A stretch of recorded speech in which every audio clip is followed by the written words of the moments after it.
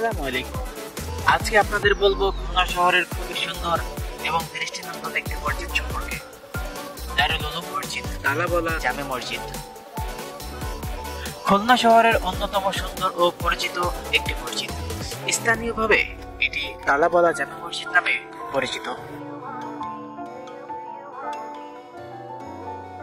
মসজিদটি একটি বড় পুকুর বা তালাবের পাশে অবস্থিত হয়, মানুষ এ নামে বেশি চিনে। আমি আপনাদের জানাবো এই মসজিদের অবস্থান কোথায়, মসজিদটি কত সালে নির্মাণ করা হয়েছে, এই মসজিদের সম্পর্কে।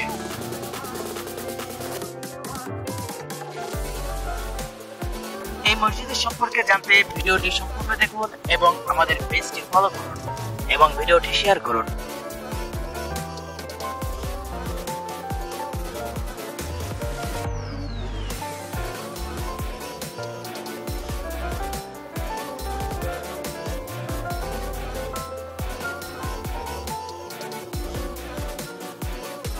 এই মসজিদটি প্রতিষ্ঠিত হয়েছে 1967 সালে এক কওমি মাদ্রাসার অংশ হিসেবে।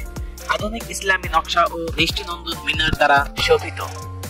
এই মসজিদের সবচেয়ে বড় আকর্ষণ 226 ফুট উচ্চতার মিনার, যা খুলনা বিভাগের সর্বোচ্চ।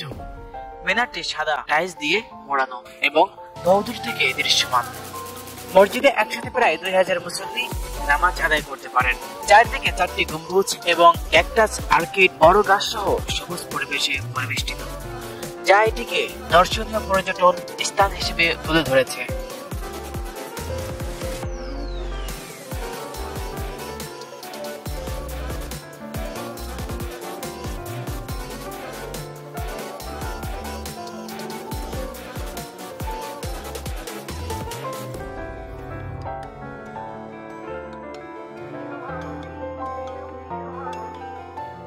প্রশস্ত নামাজ ঘর ও ওযুখানা ও খোলা জায়গা রয়েছে। এলাকার অন্যতম বড় জামে মসজিদ হওয়ায় জুমার নামাজে ও বড় ঈদের নামাজের সময় প্রচুর মানুষ এখানে সমাবেত হয়।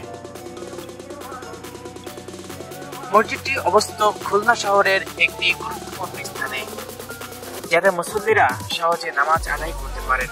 এটি খুলনা শহরের মুসলমান পাড়া খুলনা সিটি কর্পোরেশনের